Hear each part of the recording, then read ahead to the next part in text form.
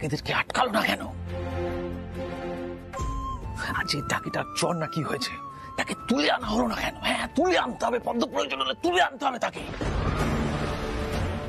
বুঝি বুঝি, আমি সব বুঝি। এগুলো হচ্ছে সব তারিকার বাড়াবাড়ি পদ্ম। আচ্ছা ঠিক আছে ঠিক আছে, আপনি একটু শান্ত হন। এখন এসব কথা বলে কিন্তু কোনো লাভ নেই। কি ব্যবস্থা করা হবে আপনি সেটা ভাবুন। যে কোনো উপায় কিন্তু ডাক বাঁচতেই হবে, সবাই অপেক্ষা করছে। গণেশ শোন, তুই বরং আরেকবার গিয়ে দেখ। আয় দেখি বদ দিদি,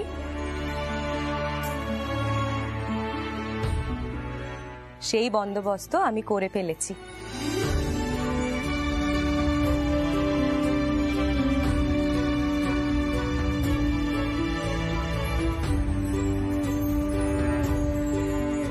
আমি না অনেক ভেবে দেখলুম জানো তো, হিন্দু কিন্তু খুব একটা মন্দ ডাক বাজায়নি।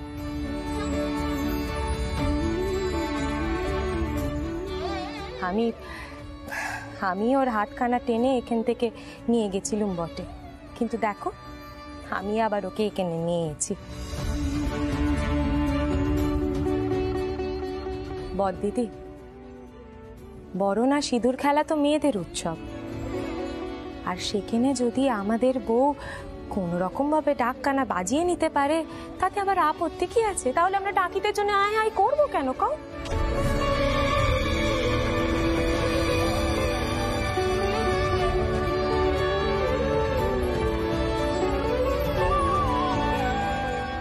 আপনারা যান, আমরা এক্ষুনি বরণ শুরু করব।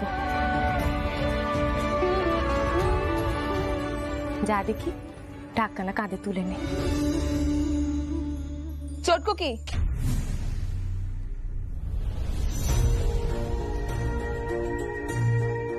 কি করছিস তুই? তোর মাথা ঠিক আছে তো?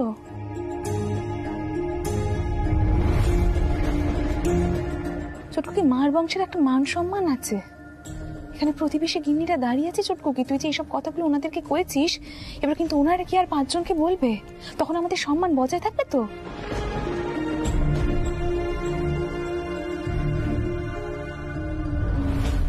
তুই বাড়ির বউকে ঢাক বাজাতে কইছিস চটকো কি? তাছাড়া এই মেয়ের তো কোনো স্বভাব শিক্ষা নেই। এখন মনে হচ্ছে তোর ব্যাটাও তোর মাথাখানে একেবারে চিবিয়ে খাচ্ছে।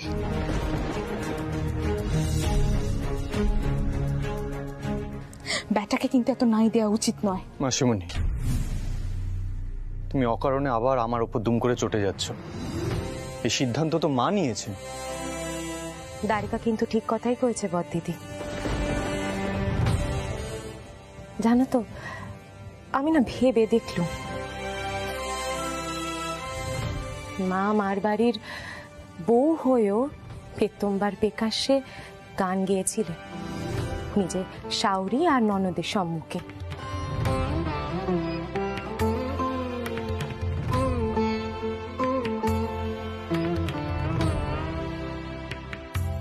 আমাদের মা মেয়ে মানুষ হয়েও কিন্তু কারবারখানা বেটা ছেলেদের মতোই সামলেছে। এমনকি মা আর বাবা মশাই মেয়েদের লেখাপড়া নিয়ে কোনোদিনও বাধা দেননি।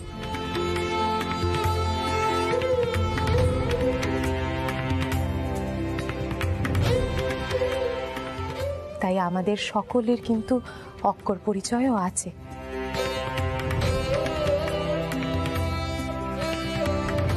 তাই মার বাড়ির বউ ঢাক বাজাতে পারবে না, এ কিন্তু মানায়নি আমাদের বদ দিদি।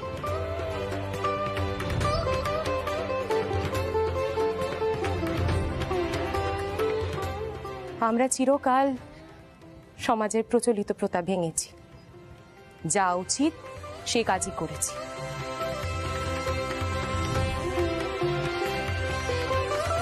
আর মাও কিন্তু আমাদের সে শিক্ষাই দিয়েছেন, কি তাই নে? ছোট শালিকা, তুমি কিন্তু এবার সব সীমা ছাড়িয়ে গেছো।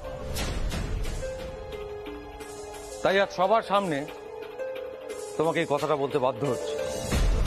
বাড়ির বউদের কিন্তু একটা সহবত থাকে, একটা আব্রু থাকে।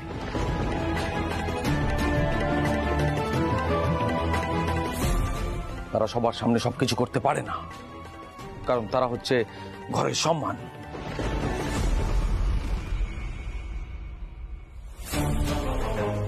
মানুষজন কিন্তু তাদের চালচলন দেখে পরিবারের শিক্ষা দীক্ষা আচার আচরণ সব ঠিক করে।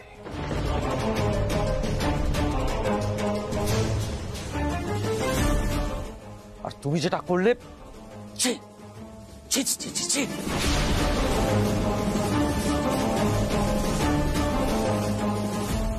শুনেছি রামকৃষ্ণদেব নাকি নারী বেশে ঘুরে বেড়াচ্ছেন।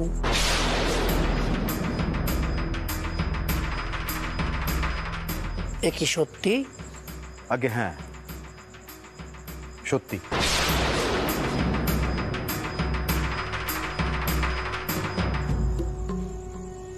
বেশ কয়েকদিন ধরে তাকে চেনা বেশে দেখা যাচ্ছে না।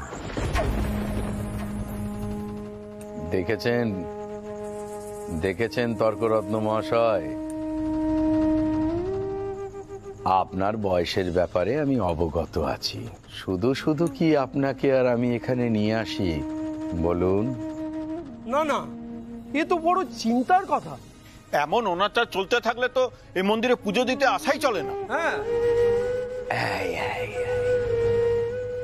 এই কথাখানা বলার জন্যেই আমি আপনাদেরকে এখানে নিয়ে এসেছি।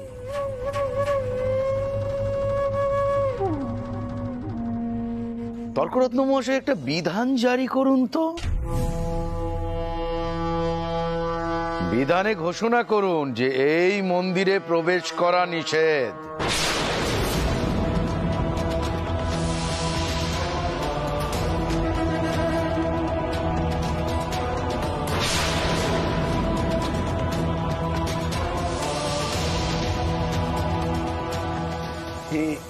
এই আপনি কি বলছেন চৌধুরী মশাই? মন্দির আবার কি দোষ করলো? আমরা সবাই মন্দিরেই আছি, আর এখানকার মা ভবতারিণী খুব জাগ্রত চৌধুরী মশাই। যথার্থ। এতদিন আমরা যথেষ্ট নিষ্ঠা ভরে এই মন্দিরে পুজো করেছি, আর মন্দির বর্জন কেন করবেন সকলে? একজনে যদি অনাচার করে তাহলে সবাইকে তো ভুগতে হয়।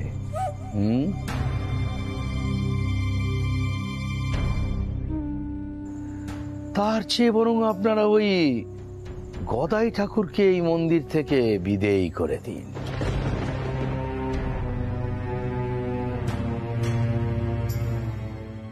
সে কথাখানা কি দ্বারিকানাথ বিশ্বাস মানবে কি?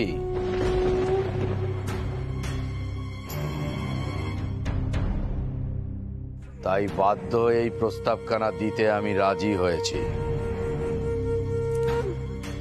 এখনই ওই অবতারকে এই স্থানে আসতে বলুন কেউ, আমরা তাকে কিছু প্রশ্ন করতে চাই। আচ্ছা ক্ষীরো, তুমি এখনো দাঁড়িয়ে আছো কেন? সকলকে এখানে ডেকে পাঠাও। জি আজ্ঞে কর্তা। গদাই ঠাকুরকে ডেকে পাঠাও, তার সাথে কথা আছে। মা ভবতারিণী, মা অন্যায় অনাচার সব রোধ করো মা।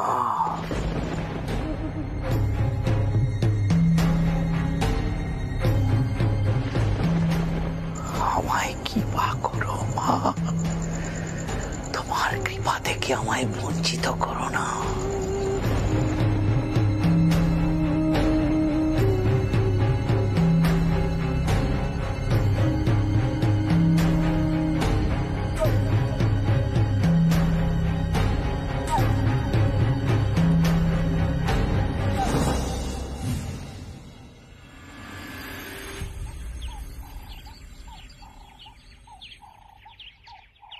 এসো এসো গদাইটা। কোথায় নিয়ে যাচ্ছ? কোথায়?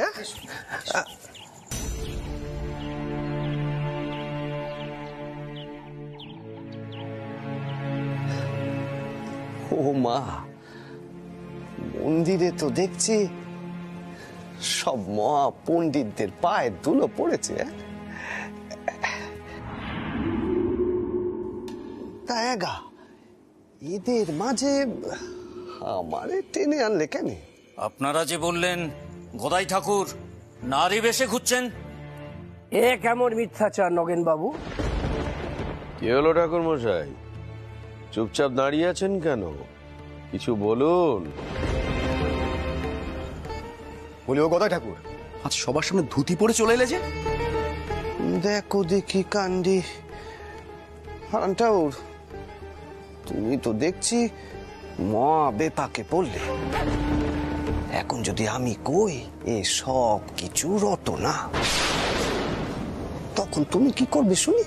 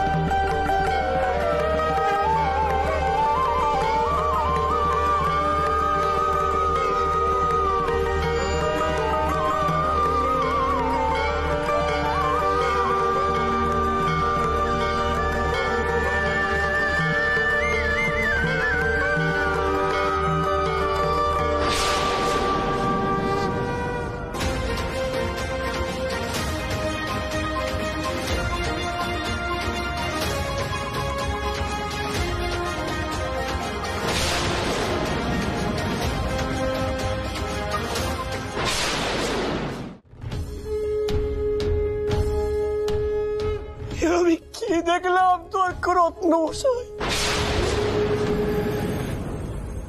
কি দেখলাম?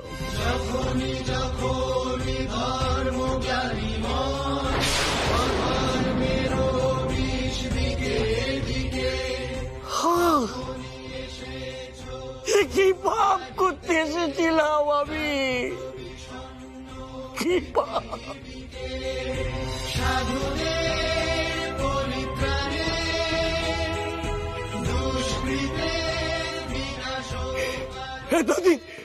এতদিন চোখে আমার মোহের আবরণে ঢাকা ছিল।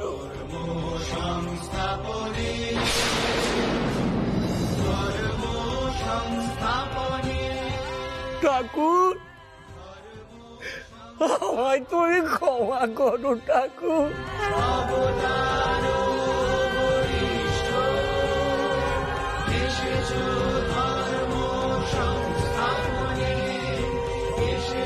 আমার মতিভ্রম হয়েছিল ঠাকুর, আমায় তুমি ক্ষমা করো।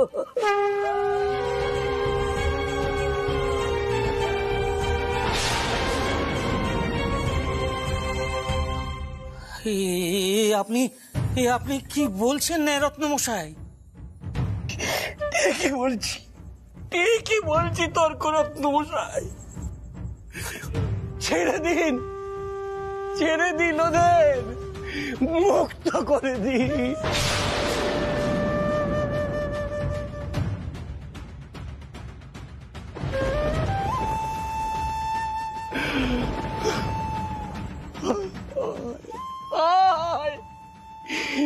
কি পাপ কাজ করতে এসেছিলাম আমি?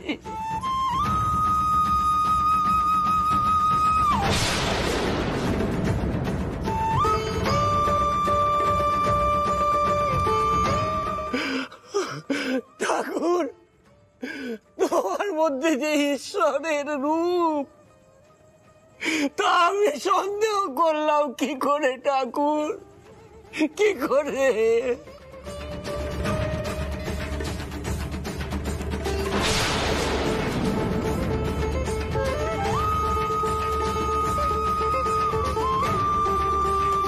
আমি মহাপাত, আমায় ক্ষমা করো ঠাকুর, আমায় ক্ষমা করো।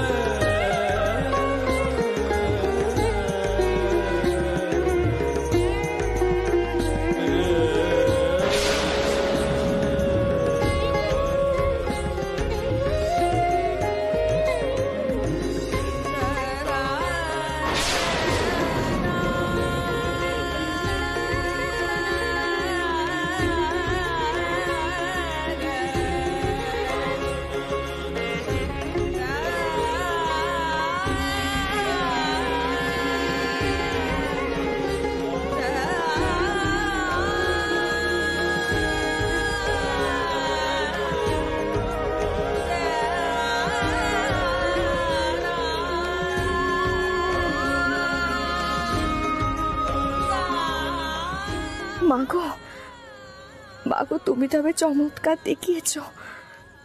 আমি জানতুম মা, আমি জানতুম।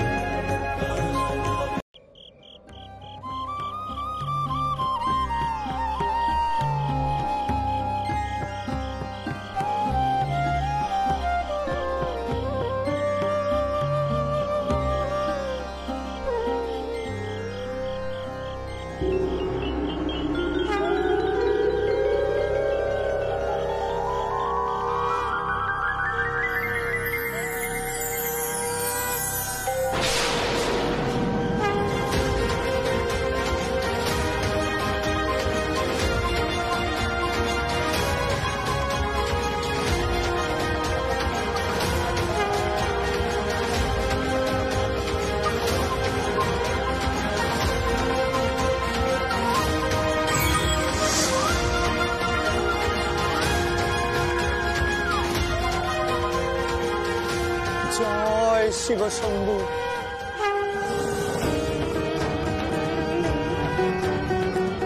জয় ভোলা মহেশ্বর।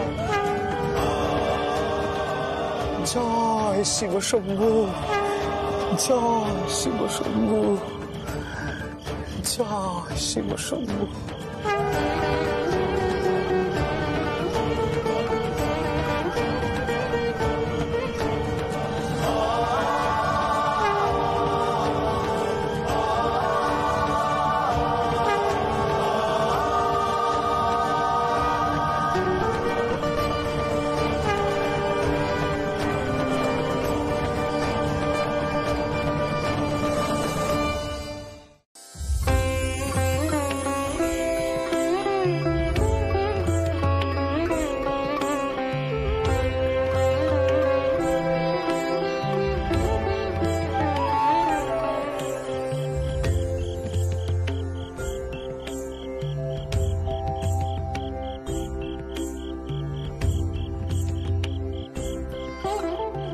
জয় বাবা ভোলানাথ। জয় বাবা ভোলানাথ। জয় বাবা ভোলানাথ।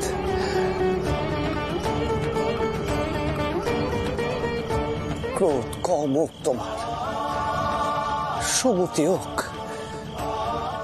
এই চন্ডাল রাগের হাত থেকে মুক্তি পাও তুমি। জয় বাবা ভোলা মহেশ্বর। বোম শঙ্কর।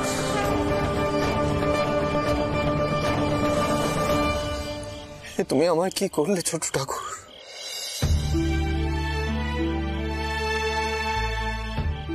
ছোট ঠাকুর, আমার দেহখানা যে একেবারে ঠান্ডা হয়ে গেল। হঠাৎ মনখানা শান্ত হয়ে গেল ছোট ঠাকুর। আমি এরপর থেকে যখনই আমার রাগ হবে আমি ছুটে তোমার কাছেই আসবো ছোট ঠাকুর। তুমি এভাবেই আমায় ঠান্ডা করে দিও কেমন? দেবে তো ছোট ঠাকুর? দেবে তো চুপ? থাক থাক থাক। ও দুয়ারি বাবু, আমার কি ক্ষমতা আছে নাকি গো তোমার রাগ কমানোর?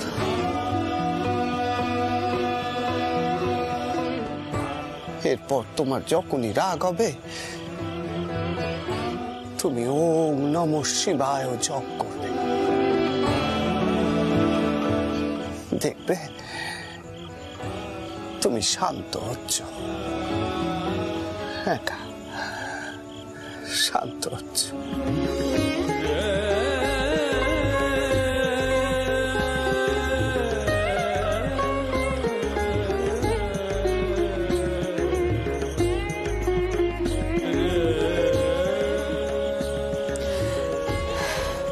ব্যাটা যে তার বাপের মতোই হয়েছে, একদিকে যেমন প্রচন্ড রাগ, অন্যদিকে মনখানা একেবারে ছেলে মানুষের মতো। মাগো তুমি দেখো, হিন্দু বউ যেন আমার ব্যাটাকে সামলাতে পারে।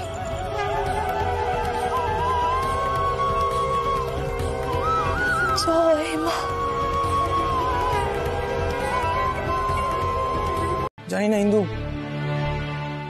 মহাপণ্ডিত মশাই ছোট ঠাকুরের মধ্যে কি এমন দেখলেন, হঠাৎ তিনি ছোট ঠাকুরের পায়ের সামনে গিয়ে বসলেন। ঠাকুর, তুমি ক্ষমা করো।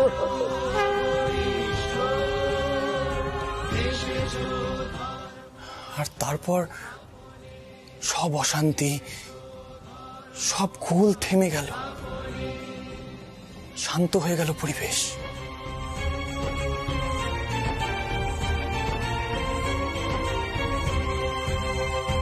সব তো আমারই জন্য হচ্ছে। আপনাদের সাথে তো নগেন বাবুর কোনো শত্রুতা ছিল রে, ওনার আমার উপর নজর পড়েছিল বলেই তো এইসব শুরু হলো। তাহলে আপনি কেন না বলে দিতে গেছিলেন? হ্যাঁ, উনি যদি আপনার কোনো ক্ষতি করতো তাহলে আমি কি করতাম?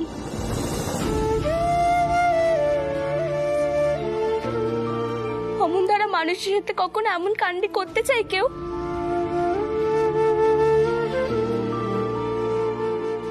কিন্তু তুমি খুব ভালো করে জানো আমি অন্যায় মেনে নিতে পারি না।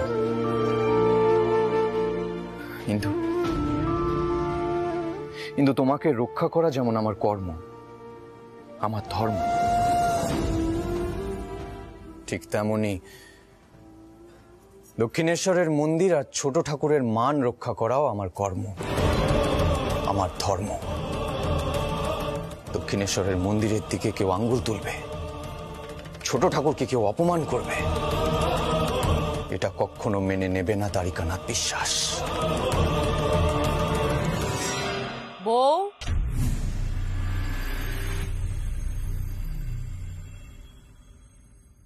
বউ একবার এদিক পানে এসো দেখিনি।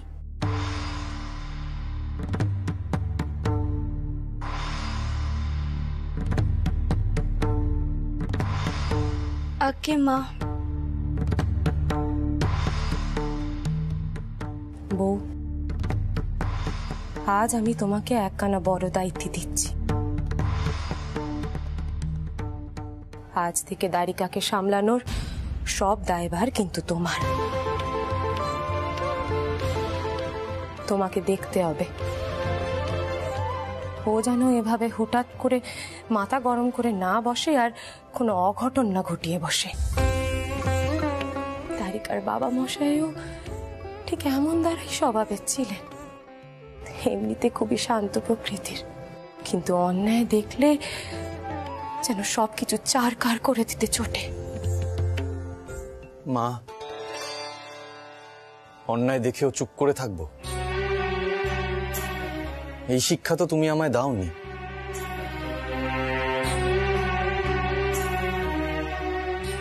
দ্বারিকা, সবসময় এভাবে মারমুখী হয়ে উঠলে কিন্তু চলে নে বা। তোমার বাড়িতে কিন্তু এখন তোমার স্ত্রী রয়েছে, তার জীবনখানাও কিন্তু তোমার জীবনের সঙ্গে এখন জড়িত।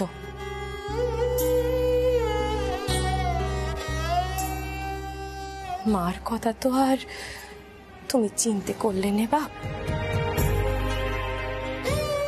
অন্তত নিজের বউয়ের কথাটুকুনি ভেবো।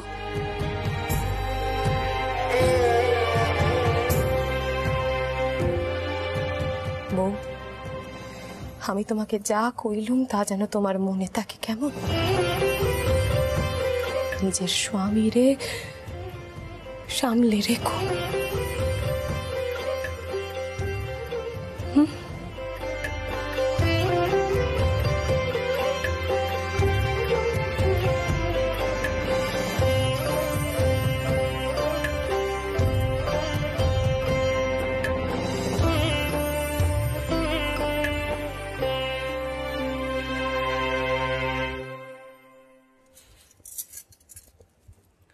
শুনলেন তো মা আমাকে কত বড় ভাত দিয়ে গেলে। এবার কিন্তু এই কথাখানি আমি অক্ষরে অক্ষরে পালন করব। দিন দেখিনি এই উত্তরীয়খানা দিন।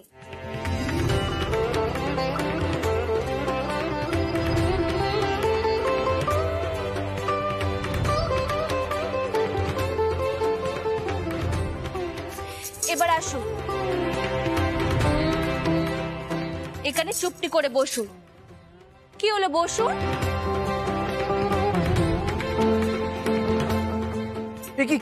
কি করছো? বেশি কথা কইলে কিন্তু আমি এক্ষুনি মায়ের কাছে গিয়ে আপনার নামে নালিশ করবো, কই দিচ্ছি। কিন্তু কি হচ্ছে কি এসব? তাহলে এখানে বসুন, বসুন। একদম কোনো কথা কইবেন না।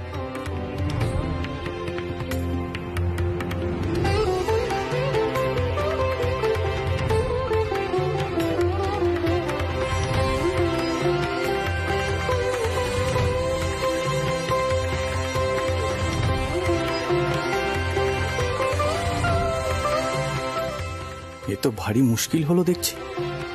সব বিষয় মাকে নালিশ করবে নাকি? এক ভয়ঙ্কর স্বপ্ন দেখেছি জানেন। ভয়ঙ্কর দেখা? কি এমন দেখেছো যে এত ভয় পেয়ে আছো?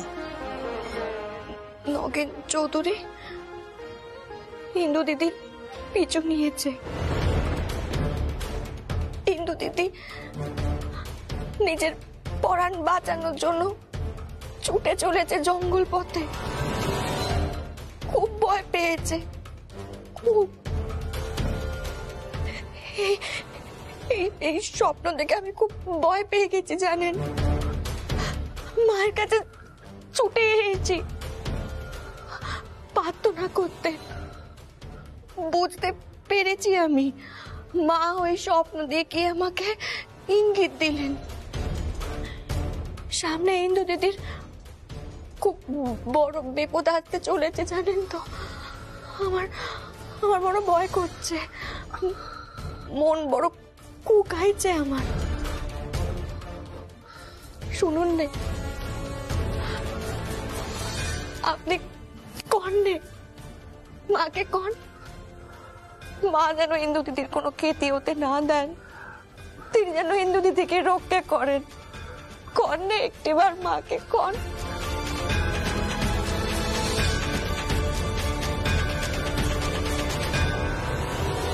মা, মারে, তোর সন্তানের কোনো ক্ষতি তুই হতে দিবি না, তা আমি জানি মা। তবে কেন মা তুই তারে অমন স্বপ্ন দেখাচ্ছিস?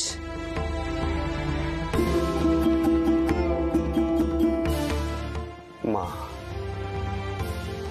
তুই ইন্দু দিদি আর দুয়ারি বাবুর জীবনে একটু শান্তি দে মা। পাপীর মন তুই শান্ত কর।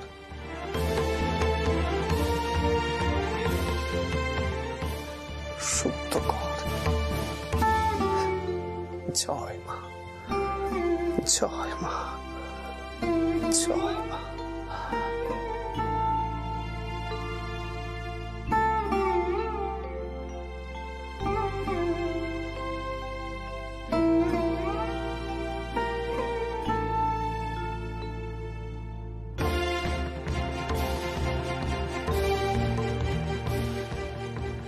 জয় মা, জয় মা, জয় মা।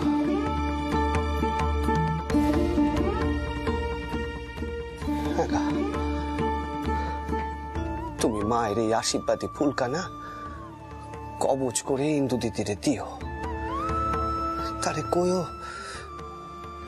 সে যেন সভ্যতা হাতে পড়ে থাকে, তাহলে মা সব সময় ইন্দু দিদির সাথে সাথে থাকবে, কোনো বিপদের আঁচ পড়বে না তার। জয় মা। না,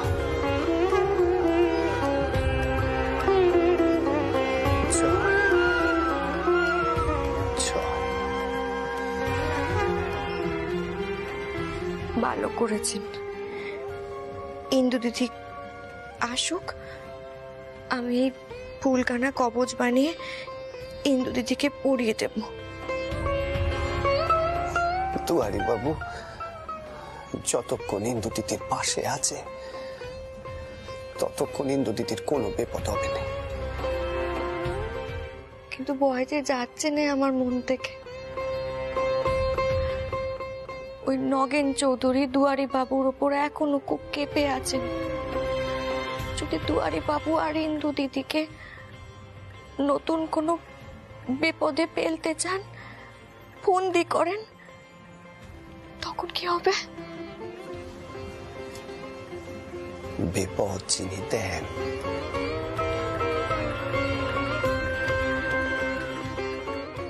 তিনি বিপদ থেকে উদ্ধার পাওয়ার পথও বলে দেন। মায়ের উপর ভরসা রাখো, মা ঠিক এই বিপদ থেকে উদ্ধার করবে। জয় মা, জয় মা, জয় মা। সব কুশল তো?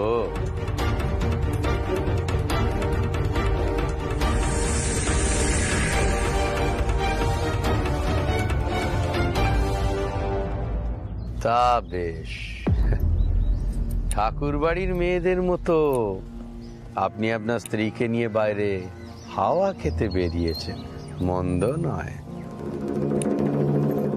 কি বলতে চাইছেন আপনি? কথার মার প্যাচ না করে স্পষ্ট করে বলুন।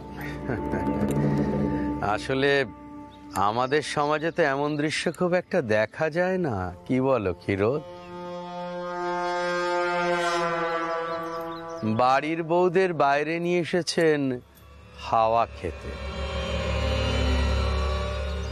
অন্য সব মহিলারা অবশ্য ফিটন গাড়ি চড়ে এসেছেন, আপনার স্ত্রী একেবারে ঘোড়ায় চড়ে,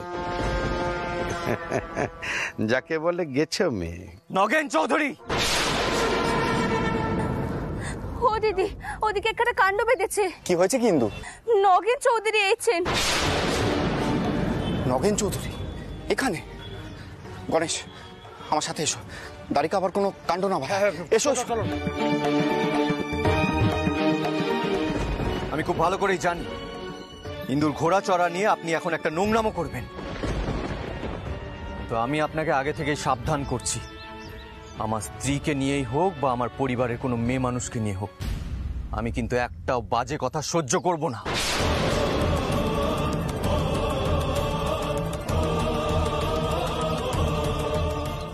তারিকা, তুমি এখানে কোনো ঝামেলা বাঁধিও না। আমি কোনো ঝামেলা বাঁধাচ্ছি না রাঘব দাদা, যে ঝামেলা বাঁধাতে এসছে তাকে সাবধান করছি। নগেন চৌধুরী, আপনার উদ্দেশ্য আমার কাছে পরিষ্কার, আপনি ইন্দুকে অপমান করতে চান, সমাজের মাথাদের এনে ইন্দুকে প্রায়শ্চিত্তের বিধান দিয়ে ওকে প্রায়শ্চিত্ত করতে বাধ্য করবেন। তো একটা কথা জেনে রাখো, আমি থাকতে এটা কোনোদিনও হবে না। এই দেখুন তো, আপনি খামোকা চটছেন। তবে দ্বারিকানাথ বাবু চটলে কিন্তু বেশ ভালো দেখায়। আপনি কি হতে দেবেন না, আমি কি হতে দেব, এসব নিমিত্ত মাত্র।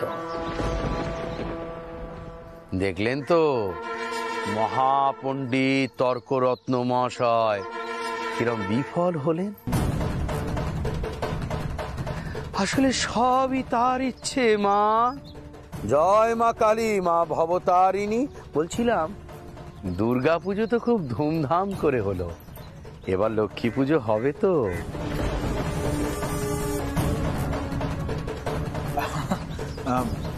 চৌধুরী মশাই, আপনার কাছে নিশ্চয়ই নিমন্ত্রণ যাবে। জানবাজারের কোনো পুজোতে তো কেউ ব্রাত্য থাকে না। আপনি হলেন সেখানে সমাজের গণ্যমান্য মানুষ।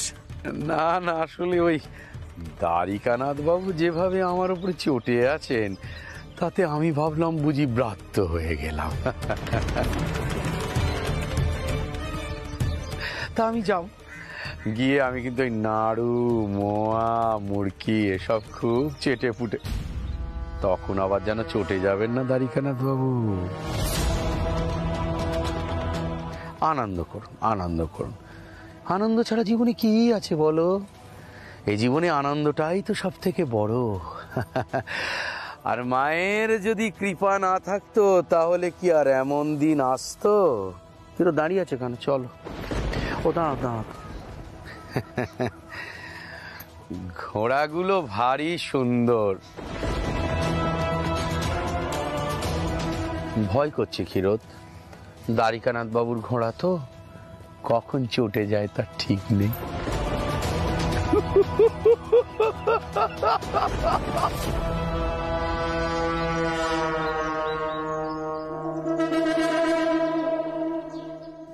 উনি ইচ্ছে করে আমাকে বাজিয়ে গেলেন, আবার কোনো বড় ক্ষতি করতে চায় নগেন চৌধুরী।